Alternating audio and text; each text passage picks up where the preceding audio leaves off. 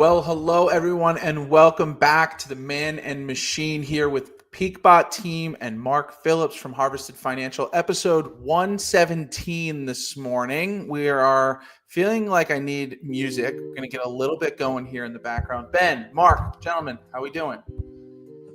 Hanging in there, both health-wise and account-wise. Just getting by. Ben's still fighting flu A, while the rest of us are fighting this stock market. Mark, how you doing, man? It feels like ages since an enormous amount of things have happened since we last talked. It feels like years have passed in the last week. Yeah, it's crazy. Yeah, market's been busy. Not Mark. Mark has been busy, I'm sure, but the market has been busy, and lots to discuss today. Of course, we'll take a quick look at PeakBot picks, very brief overlook there. We got stocks in real life, talking about CVS today. Should be a good one. And then we're going to be learning a little something with Mark about diversifying your portfolio. So, let's get into it, guys. I think I don't know, the daydreaming music doesn't cut it. Do we want to cover who won PeakBot picks? Do you ask because it was you? Yes. Okay. Yeah, let's talk about it. I can pull up the tracker here. Let me share my screen and we'll get into it. So PeakBot picks last week was week 7. Credit spreads from our trend spread watch list selected on the 28th, expired on the 4th. Last week, I personally went 2 for 3. Just squeaked by with a profitable week on the 3 picks of $6, but I was correct on IEF put credit spread and a CMG call credit spread, and lost on my Verizon put spread. You guys can see my picks there for this week. Ben, I think Thomas went 2 for 3 as well. We'll take a quick look at his document. Okay, yeah, not fully updated, but pretty sure he went 2 for 3. I think Ben, well done. How about you talk through your picks here quickly? Cool. So I went with some tighter spreads this last week. I figured there was going to be some additional volatility in the market. I wound up going pretty much all bearish plays. That gold play is a bullish play, but gold being my hedge against the market turned out to work for me. I did take profit on that early, which would have turned around on Friday and turned into a loss. So thank you, Trend Spread, for setting that take profit order for me. And then I wanted to highlight XOM, which was from 2 weeks ago. That was a losing position. However, I let myself get assigned negative shares there. So I was in a short position. You can actually change that, Dillon, from open to win. I adjusted my strike prices several times. And as you can see in the column 2 over from where you're at, I wound up paying some premium. I paid $255 in premium to get a better strike, but I overall net a $45 win. So there were some adjustments along the way.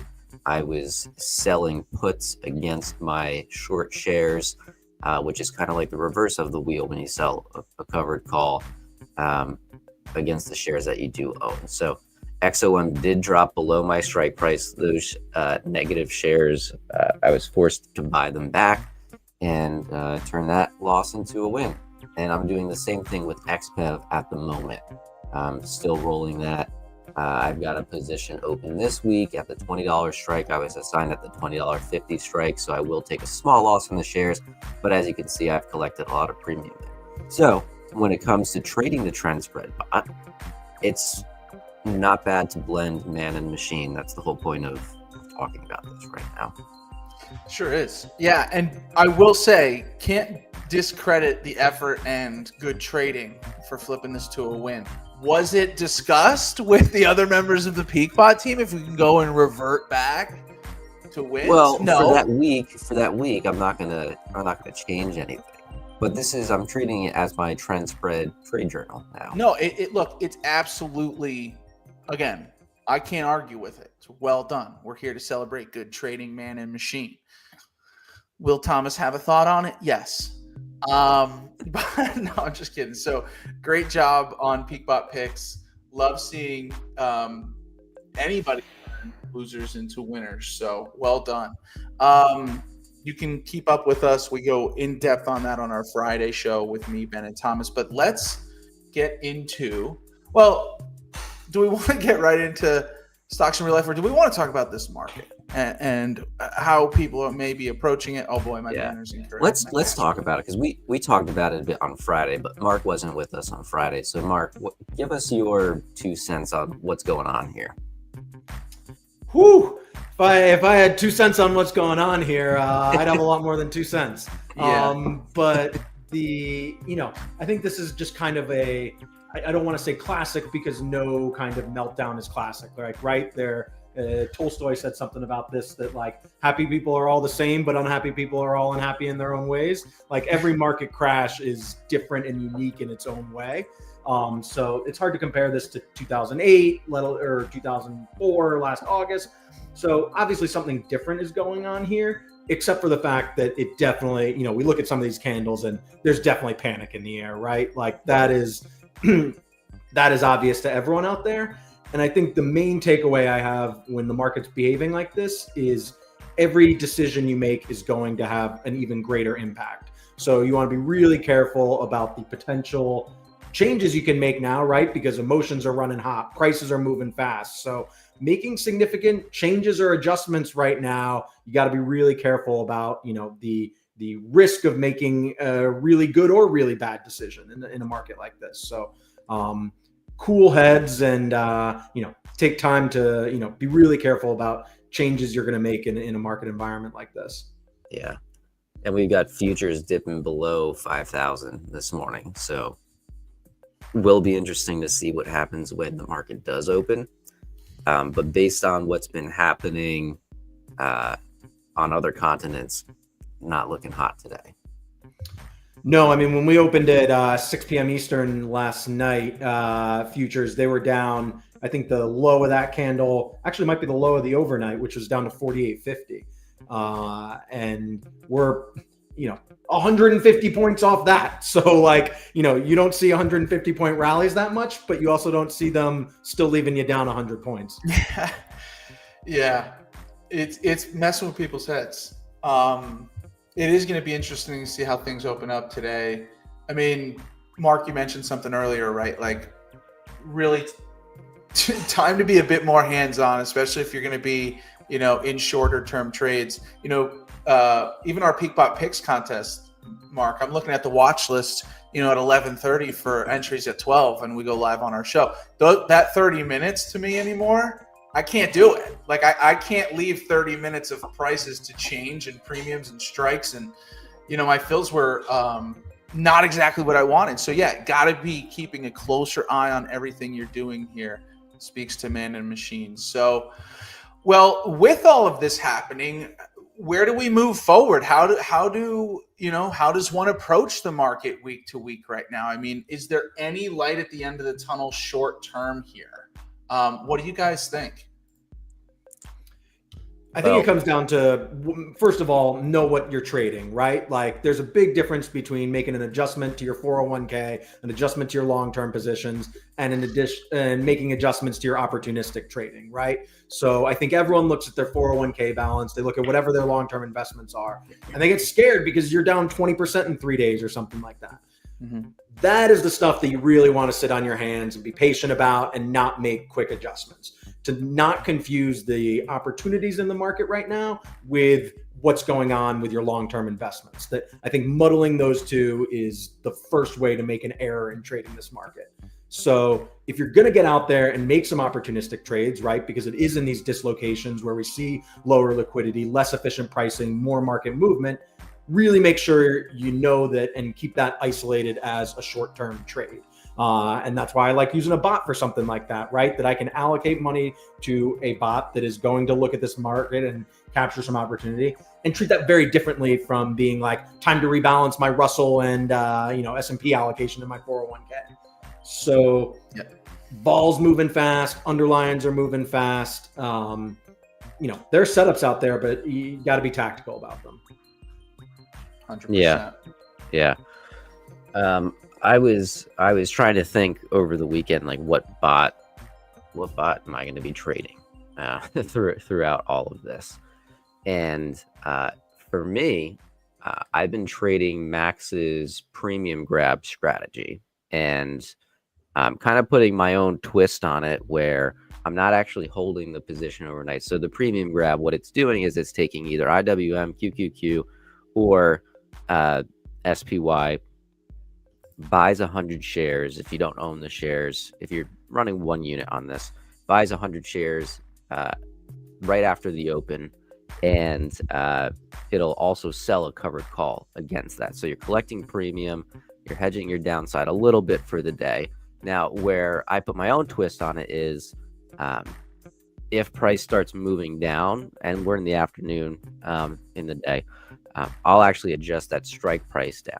So I want to, at the end of the day, I want that call to be in the money. I want that overnight protection by not being in the market, right? So I want to avoid that overnight exposure. So what I've been doing is I've been adjusting down. I've been collecting more premium from adjusting down, and capturing whatever extrinsic value is still there on those at the money strikes towards the end of the day. And it's been working out well, actually. And the title of today's episode is SPX is down, my account is up. My account actually is up because of that strategy. And because of King Condor, actually, now that I think about it. King Condor had at least one nice win last week, and then it was off for most of the week because of VIX. But which, just to highlight, that's an amazing attribute of King Condor, right? That it is looking at these markets, it's volatility environment aware, and it's only going to enter into a short options trade if the volatility indicators are saying this is the right setup, right? It's being choosy about when it sells, because just because vol is high does not mean it's a sell, right? We've talked about that before. Like, just because you collect 75 cents on a dollar-wide Condor, like, more likely you're going to lose 25 cents than win 75 cents. That you got to be real careful about when you're shorting high vol. You know, it's not just a simple mean reversion thing. You've got to use the kind of indicators and market awareness that something like King Condor has. Yeah, I love that. You're totally right. I love that feature, and I love that the King Condor is going to be off today. I just pulled up VIX here on screen. I didn't even look at this yet today. It looks like we've got the open numbers already. By the way, Mark, what time does that come out? Because I'm not 100% sure. Is it 8:30 Eastern? I believe pre-market for VIX. Well, so they have the overnight session, right? They have the GTH or global trading hours. So VIX has been trading since, I think they opened when futures opened the night before. So I think VIX has been trading since 6 p.m. Eastern last night. Yeah, I'll have to see what time this price gets posted. But it looks like we opened today at $60 on the VIX, which is crazy. So King Condor, if we're over 29.95, we're not trading. Yeah, we're not might trading. Be a little bit. My guess is that 60 print was when, because like I said, at 6 p.m. last night, we were down to 48.50 in the ES futures. So that probably roughly corresponds to, that was like a 250 point dip. So that roughly corresponds to what I would guess would make VIX 60. Gotcha. We'll figure that out. But so King Condor will not be trading. But back to the premium grab strategy and the way that I've been trading it, we're actually going to make a bot that puts that twist on it. We're going to call it the daily covered call strategy, where there's not going to be overnight exposure. It will be a day trading bot because you will be closing your positions by the end of the day. You have results you want to show on that, or wait? We could. I gotta find my spreadsheet, but take your time and don't feel pressure. We could, we're going to be rolling out this strategy, but the point is, I think it's really important for traders to know that this is a strategy. Ben, correct me if I'm wrong. It is man and machine here, but this is a strategy that is generally speaking bullish on the market, right? Daily, we are, selling covered calls, buying shares, but Ben's adjusting it, not taking any overnight exposure. But this is a market or a strategy that is trading with the market, if you will, long term, but still winning in this pull down, in this last few weeks here. So Ben, walk us through it. This is my first month of trading, so just 21 trading days. So it did bleed into April just a bit, but I wanted to get a good sense of what 1 month could look like. And just for context, I screenshotted the monthly chart. And I'm trading IWM. So all of these trades are IWM. So I screenshotted IWM throughout the month just so we can see like where we started and where we ended. And overall, I think IWM the high was at 209 down to 295. So that was like a 15-point swing on a $200 ticker. So that was about a 7.5-point swing from top to bottom. So even with that type of volatility, I was able to pull the results that you see here in column H. So you can see on winning days, the wins are pretty nice. I'll get you an average here in just a second. The average win is about $130, which is pretty nice. And then the average loss, and you could see that there's some numbers. The average loss was about 191, but you can see we're winning more than we're losing. The nice thing is you could see here, like on this day, I only made $6, but that's because there was some price action that was moving against the strategy, made some adjustments. I still pulled out a small win on that. And you can see here the past 2 days, I'm probably going to make a rule if VIX is up X% over the last day or so. Just don't trade the strategy. And I knew going into Friday and Thursday that it was probably not going to be a great trading day, but hey, we're doing this for science, right? I was going to say, for man of the people, you're doing this for testing. You're going in sacrificing capital for the sake of it's a real not Robinhood trading guy. It's a real Robinhood life story. I like what you're doing, man. Mark, I got to ask. Go ahead, Ben. Sorry. I was going to say to sum it all up, I needed about $21,000 to do this, to buy the shares of IWM.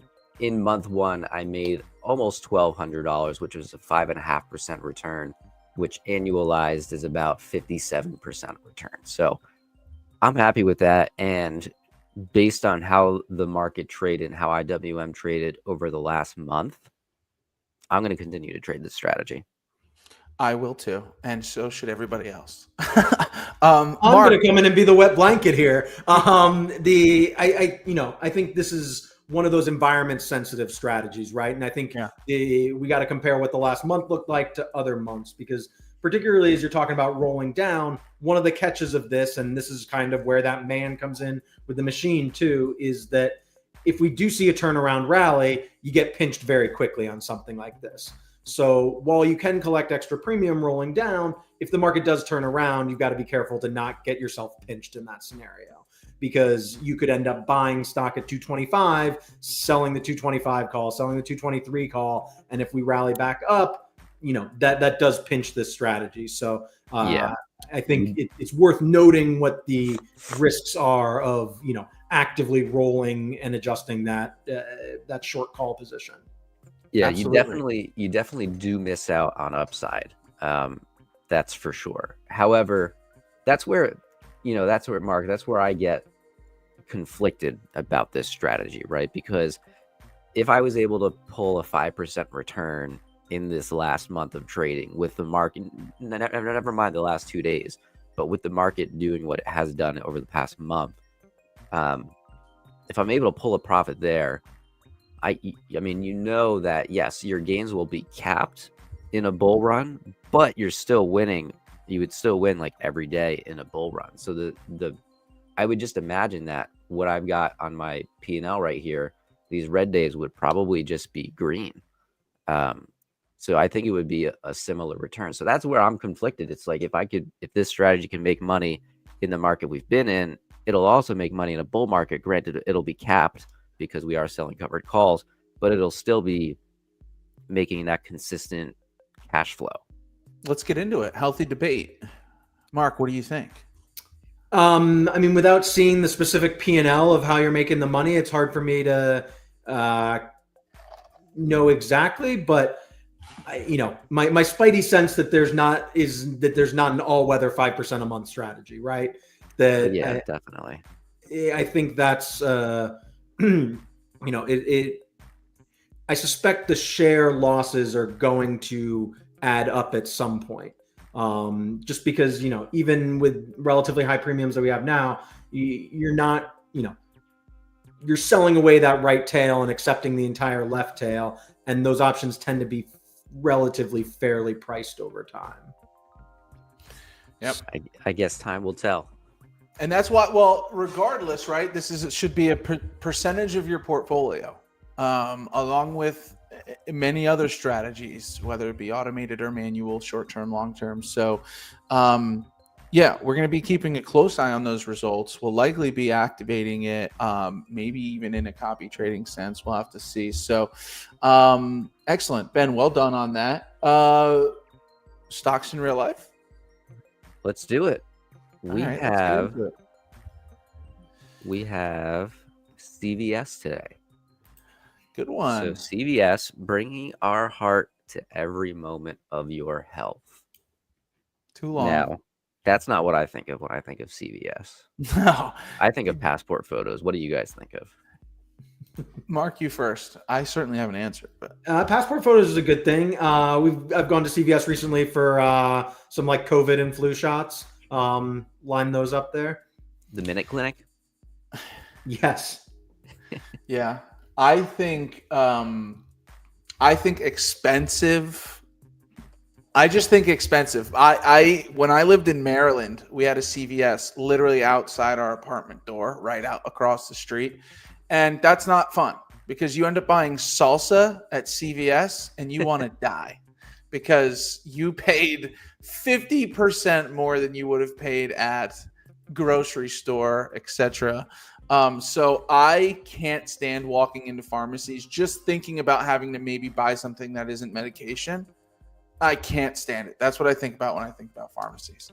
But while we're talking about this, I'm going to look up how many locations CVS has because I am incredibly curious to know. And also if they're like as widespread as I think they are. Well, that's actually, I was thinking very much along the same lines because I was down in the city this past weekend and pharmacies are a very regional thing, right? So like you walk around New York City and you're getting nothing but Duane Reads. Yeah. Like there's not a CVS in sight. Yeah. Whereas like out in the boondocks here, like I have a CVS, I have a Rite Aid, like, you know, I think, and looking at a map of CVS, they're very Northeast and East Coast in general. Pull it up if you have it. If not, that's okay. I'm trying to verify the accuracy of this. I only just pulled this up now, but that's okay. We throw up fun facts that are completely GPT generated all the time. Yeah. Absolutely. This is not a recommendation or financial advice, but it's a CVS map. So yeah, very heavily concentrated in the Northeast. Okay, but they're everywhere. I mean, they're where the people are. I mean, they're where the people are in the States. Wherever there's no dots, it's because there's no people. But like, I lived in Chicago for 5 years, and I don't really remember seeing that many CVSs there. What was the pop? And when you say Duane Reade, you saying Walgreens? Walgreens was all over the place in Chicago. Okay. I believe Walgreens might even be based out of the Midwest somewhere. But like Duane Reade is the New York City. Okay, gotcha. I thought those two were linked for some reason, Duane Reade and Walgreens. I thought one owned another. Maybe not. Potentially. But Rite Aid was one you said, Mark. That Rite Aid used to be... I don't know. I don't see any more of those. But Ben, we used to have one right in our town, or two. We did. But okay, so CVS. You're right that Duane Reade is owned by Walgreens, by the way. I was just about to say Duane Reade is owned by Walgreens. Look at me, guys. I'm not often right about that stuff, but today I'll take a win. Okay, so let's get back into CVS. So we have our opinions on the life experience. Is it the preferred? And I'm sorry if we kind of have gone over this. Ben, if you're going to a pharmacy, is it a CVS? Yes, because there's one right around the corner from me. And is it in a larger department store, or does it stand alone? It's a standalone CVS building. Okay. They've got a drive-through pharmacy, which is phenomenal. Wow, that is nice because a lot of mine, like I live in a Target, or I don't live in a Target. I live near a Target that has the CVS pharmacy in it, and I use it because it's in the Target. But Mark, is it your go-to where you are or no? I'm actually torn between a Rite Aid and a CVS. Okay. I end up going to the CVS because it is close to my favorite liquor store. Nice. Which is a little ironic that I'm going to the pharmacy and the liquor store at the same time. But well, liquor used to be medicine, so that's yeah, it's kind of the still same thing. I prefer my medicine in that form. Yeah, I was going to say still is medicine. Maybe just not sold in CVS. But okay, so let's talk about the stock. Truthfully, I'm not sure how much I've traded. I'm going to look now. Mark, you first. Experience with this stock? Not much trading experience necessarily with this stock. I've been looking at some, stats on where we are now. Obviously, vol's exploding in CVS like it's, exploding in everything else. But stock actually has not taken that much of a beating recently. Where it looks like it's still holding relatively strong. Probably not impacted by tariffs all that much. That I suspect that's a rather local business. Yeah. By the way, while we're looking at some stats here, and if you've already looked at it, that's fine. We typically do this. Any guesses on the IPO year? Oh, that's a good one. Feels like they've been around forever. But Yeah, I'm gonna say in the 90s. No, I'm gonna guess. Yeah, 90, I'd even go. I bet you like the 70s. I think they've been around forever. Final guesses? 1991. 79. Okay. If we're going Prices Right rules, Mark wins. It's 1984. Split is. But yeah, they've been around a while. Opened at a split adjusted price of $1.26. So that's fun. What's it trading at today? A split adjusted price of $1.26, and we're trading at like 62 right now. It's not a bad return over 40 years, I don't think. Looks like shares actually go back to 1968. Whoa. Okay. That's wild. Yeah. Oh, do you know what it stands for? Oh, that's a good CVS? one. I never knew it. I just found out. Oh, no, I don't. I have no idea, actually. The V is a tough one. It's funny because I disagree with it. It stands for Consumer Value Store. I don't agree with the value to the consumer at a CVS. Anything medical, I'm not going to think that, as well as anything else they're selling. So they weren't actually a pharmacy originally. That they were more like just health and beauty products. Founded in Lowell, Massachusetts. Good old Lowell, Mass. A year later, okay, so they were launched as the Consumer Value Store for a year and then changed their name to CVS.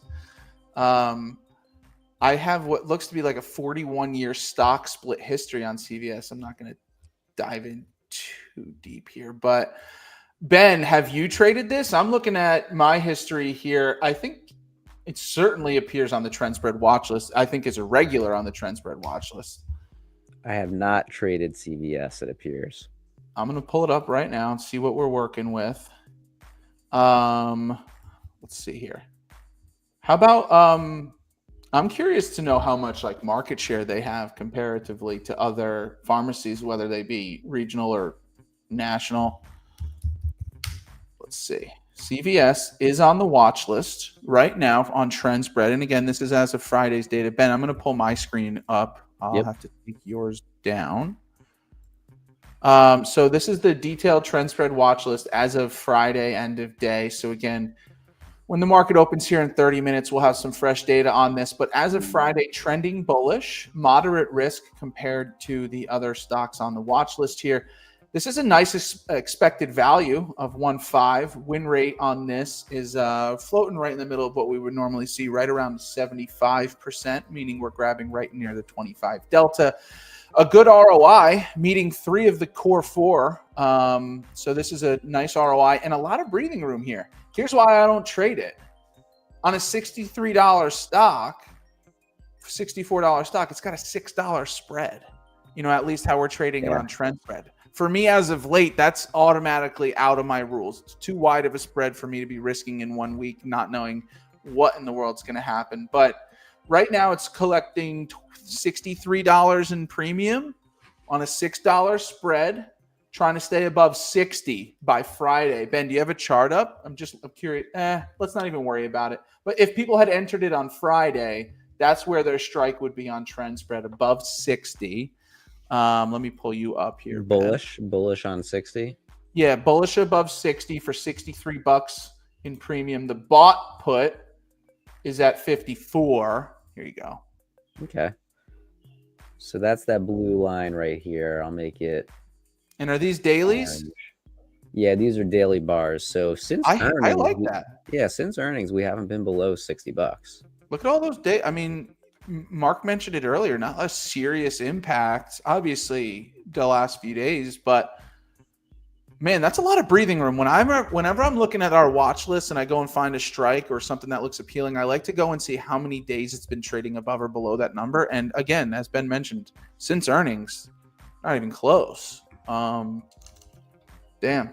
If I was a bit more risk tolerant, I'd be looking at that this week, just based on that trend. But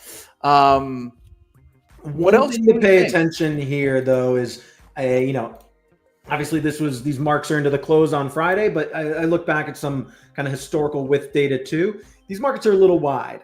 So we're seeing like 60-cent wide in the weeklies, 30-cent wide in some of these like 20-25 delta options. Like, it's a tough spread to cross. So if you are going to get involved here, definitely pay attention to how tight these markets are, because it's going to make a big difference. You're giving away potentially dimes and quarters in executions here if you're lifting bids and offers.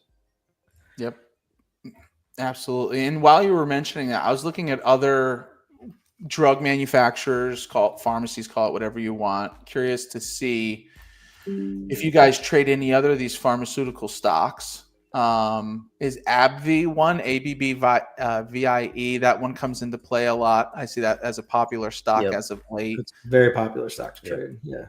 I'm just looking at other ones in the industry here. I think Buffett made AbbVie popular. Oh, really? I think so. Okay. Here we go. I'm going to share my screen, just looking at the largest companies in the industry here. Curious to know if you guys have experience with any of these. I wasn't familiar that Eli Lilly was pharmaceutical. Johnson & Johnson, obviously, call it a blue blood, if you will. Merck on here, Pfizer, Bristol Myers, Biogen. Other ones here as well, top performers. So yeah, high growth. Yeah, some good information here. But CVS not at least cracking these top lists, if you will. But any other thoughts on CVS or anything relating to the stock or the business? No? All right, let's keep it moving. Let's learn a little something. I think we hand the mic over to Mark here. Yeah, this is an interesting day for the lesson about portfolio diversification with option strategies. So, the main reason we diversify in general is so we lose when everyone's winning. No, but seriously, it's so we don't lose as much when everyone else is losing more. But I think a fun adage about diversification in general is that it means you're always going to be unhappy. But your lows are going to be higher and your highs are going to be lower. And, what diversification helps with is both smoothing that return stream, but it also allows for better compounding, right? The smoother your return stream is, and the more kind of different return streams you have and different, hedges and positions that are offsetting, the more likely you are to continue to achieve that. So portfolio diversification, just at a fundamental level, is incredibly important. I know some of the investing greats like to say, put all your eggs in one basket and watch that basket closely. But truth be told, like, most investors can't realistically do that. That's why they're setting up trading bots. That's why they're allocating to SPY ETFs. At the end of the day, diversification is kind of the only free lunch that we have in the markets. And so when that specifically comes down to diversification with option strategies, I think the most important thing to remember is that an option is a hedge. It is a derivative on the underlying stock, and its movement will depend on its value, I should say, will depend on the movement of that underlying. And at the end of the day, where that underlying settles is what's going to, determine the final value of that option. Vol will kind of fluctuate, but at the end of the day, an option directly offsets movement in the underlying. So at the extreme, you can use options to diversify your portfolio by hedging risk. The most extreme hedge would be to put on a collar where you're short a call, long a put, and you just completely neutralize it. So there you have an offsetting position in stock and options. You don't make money in the good times and you don't lose money in the bad times. So, that's one way to completely hedge your risk. But more likely, I think what people tend to use options for is to develop either, a more nuanced risk profile, or to potentially generate, alternative streams of, return by using the options. Options move up and down with stock movement, but they can also, depending on the strategy, be a diversified source of returns by essentially trading the volatility component of that option.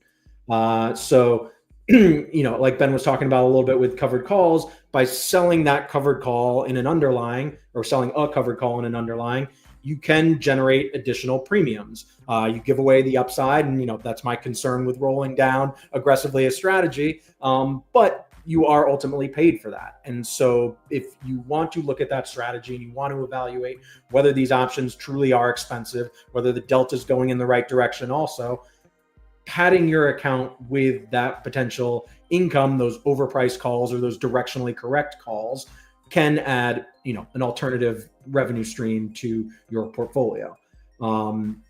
As a speculative or leverage type strategy, options can give you orthogonal returns to the market. Something to be, of course, fairly careful with here.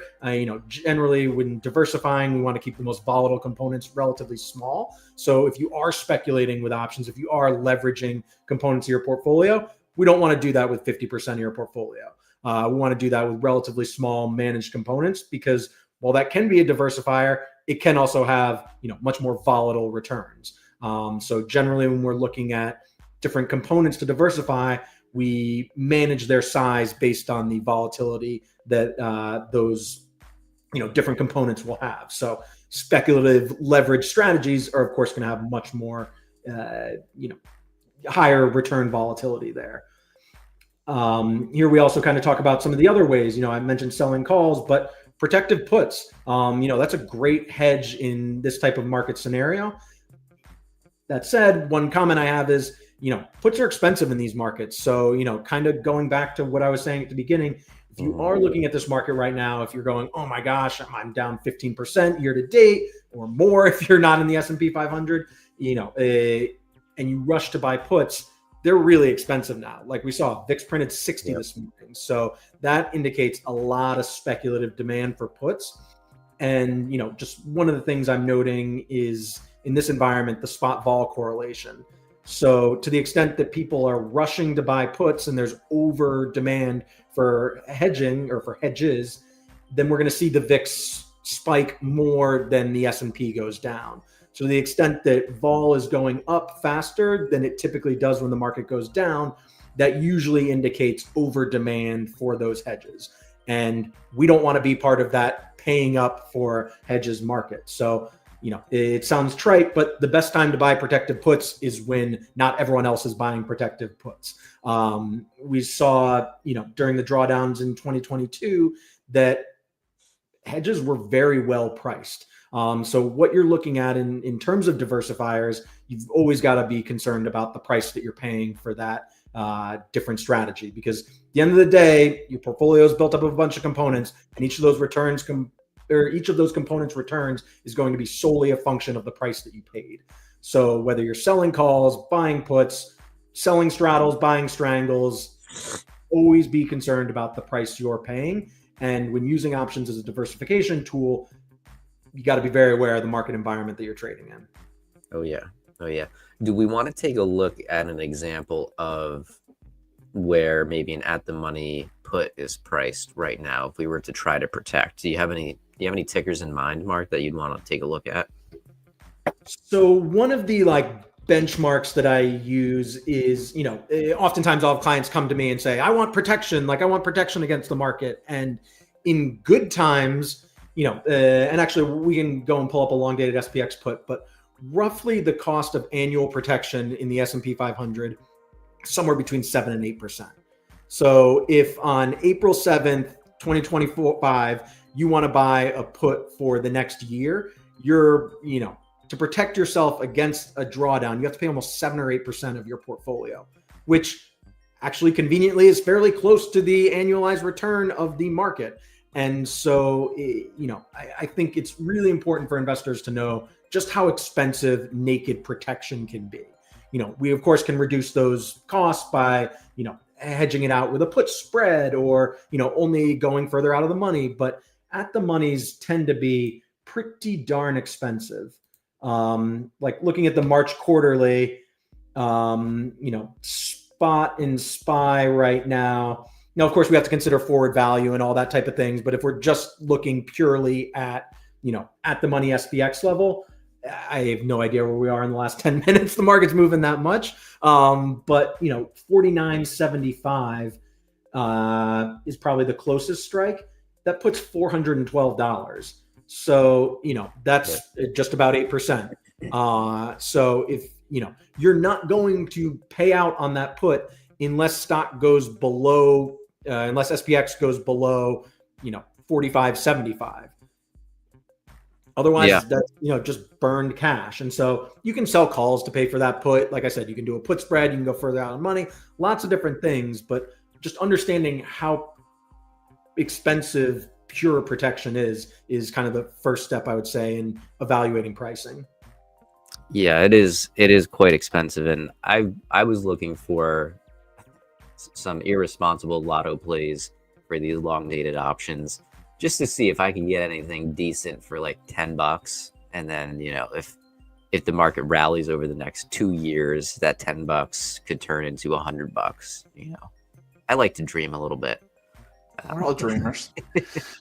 So one of my favorite kind of, rather than thinking about totally like protection as like outright buying a put, you could think about something like the most simple, this might even be a whole episode on its own, but like the most basic structured product is the combination of a T-bill and a call or a call spread. So something to think about would be, okay, I can buy 100 shares of SPY for $500 right now, roughly. So I could take 50 grand and put it in T-bills, or actually I'm going to put the discounted amount. So if T-bills are given, I don't know what the 1 year bill is right now, probably let's say around 4%. I'm going to discount 4% from my 50 grand. I'm going to take, so I put, $49,600 into a T-bill. I'm guaranteed to get my 50 grand at the end of the year, so long as the United States still exists and is paying their bills. And I use the difference there and buy a call spread. So I take the extra $600 of interest that I'm going to get over the course of the year. And no, it's going to be a little more than that. But whatever, I take the expected amount of interest that I'm going to get from a zero coupon bond and use that to buy calls or call spreads. And that will give you the downside protection because your money's guaranteed in the bill. And you get the leverage from that call or call spread or whatever you choose. You could buy an at the money call. You probably won't be able to afford all that, but like you can go increasing degrees out of the money spreads. Of course, a million combinations you can do there. But that's a good way to stay totally protected with a little bit of an upside kicker. Yeah, it's like when you go to the casino and you play roulette right away, and you just want to get up $100, so you have $100 to play with for the year, or for the rest of the night. Where that's like what you're gonna earn on your T-bills, right? You win that house money up front, you get that to play with, you got it in pocket, it's guaranteed. Although roulette is not guaranteed. Certainly not. But then you I can't be part of any show that says that. But then you just kind of throw it out there, and then hey, if you hit, you hit, right? Yep. And of course, to be clear, you're giving up the opportunity cost of that interest. Right? Yes. Like we're just talking about absolute SPX levels. The reason that forward value exists is because the cost of money is expected to be 4% over the next year. So, there is that opportunity cost of purchasing power, so to speak. Right. Absolutely is. No free lunches out there, other than diversification. There you go. Golden rule. Awesome. Incredibly helpful. There's not a more important time to be diversified than right now. So knowing how to use options, both short-term and long-term, the more you know, the better. So keep an eye on everything out there and tread lightly. But I think that may be a good opportunity. One more thing to mention is there's diversification in what you're trading, and then there's also diversification in the tools that you're using. And here's a plug for this Wednesday. We have the Tradier Options Summit, the future of trading, where you could learn about a lot of different AI tools that are in the market. And myself and Dillon actually have a time slot in this schedule. So tune in at 2:45 Eastern. As does Mark. Wednesday. Yeah, I was going to say, I will be there too. Guys, I was getting there. Oh, sorry. It didn't seem like you were. Go ahead. Continue. I was just saying, tune in at 2:45 Eastern to see me and Dillon, and then stick around because there is an expert panel talking about the future of portfolio management. There we go. There's our guy, Mark Phillips, getting ready to speak. Mark, do you have any idea what the questions are going to be? What are you guys going to be talking about? So we're going to be talking a lot about how to use and how I'm using and other panelists are using AI tools to help manage portfolios, whether it's to identify opportunity, build back tests, generally analyze the market using some of these new tools out there. Excellent. Great group there that you're presenting with. We're familiar with David over at Inside Options. He's fantastic. So very cool. Yeah, we're looking forward to this Wednesday. You can get signed up at summit.tradier.com. Ourselves, Mark, and a ton of other great Tradier partners and speakers will be involved. And of course, you'll get to hear from Dan over at Tradier as well to wrap things up. Or actually to start things off as well. So future of trading, automation, and AI. Tune in Wednesday, April 9th. So it's free. It's free. How could you not? Have it on in the background while you're working. So, all right, excellent. What I think we can do, I know we got a little less than 15 minutes to the bell here. You want to take a look at some economic events quickly, just see if anything else is going to rock the boat this week, and then we can get out of here? We could do that. Yeah, you want to get my screen up real quick? Yeah, let's do it. Nothing major today. Looking at tomorrow, also looks like nothing major. I don't think we'll be getting condors just due to the volatility that we're seeing. On Wednesday, things start to get a little bit spicy. We got a Fed speech and a 10-year note auction, FOMC minutes on Wednesday. Now, those are just the minutes from the previous FOMC meeting, but that does move the market sometimes. Sometimes when you're reviewing those minutes, you pick up something that maybe you didn't previously. And then Thursday, we talked about inflation. Thursday, we also have a 30-year bond auction. And then moving into Friday, we've got PPI data pre-market. We got the Michigan Consumer Sentiment Report, which has been an iron condor bomb over these last couple of months. So we will look to avoid that so we don't blow up our condors. And so it looks like today and tomorrow, fairly non-eventful. And then Wednesday, things start to heat up. Yeah, I think everything's going to be big on the macro front this week. I think these economic releases will, the reactions to them will be dependent on whatever else is going on in the market that day. Oh yeah. I don't think they're the drivers. I think they're the tail. Yeah, that's true. Absolutely. It's definitely true. Awesome. Yeah, so be safe out there. Yeah, it's a lot of opportunity, a lot of risk. So know what you're doing, and not financial advisors, at least Ben and I here. So don't take anything we say too seriously. But I think that's it, guys. I think that's it. Thank you so much for tuning in. Of course, we'll be back here same day, same time next week, Monday morning, 8:30 a.m. For Man and Machine. And we'll be live Friday for Automation Station. But again, most importantly, tune in middle of the week, Wednesday, April 9th for the Future of Trading Summit, Option Summit with Tradier. Go to summit.tradier.com. And we hope to see you there. So thank you so much. And as always, we'll see you at the peak. Take care, everybody.